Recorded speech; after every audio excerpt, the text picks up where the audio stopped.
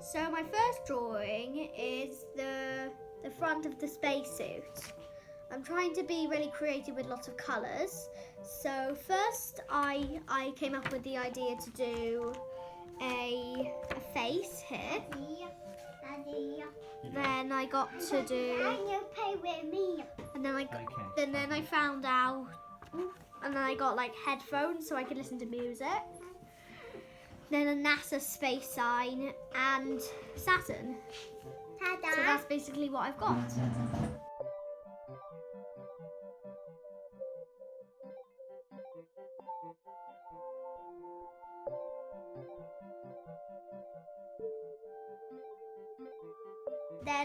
Then from the back, I've got the sun, Mercury, Venus, Earth, and Mars.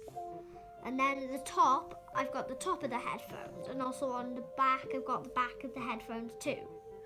And I'm just about to draw a funky hairdo. So like a bit of hair there.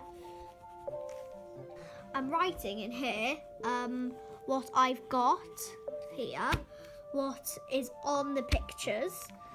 I'm also going to write down anything in my house that can be that I can find that could help make this space helmet.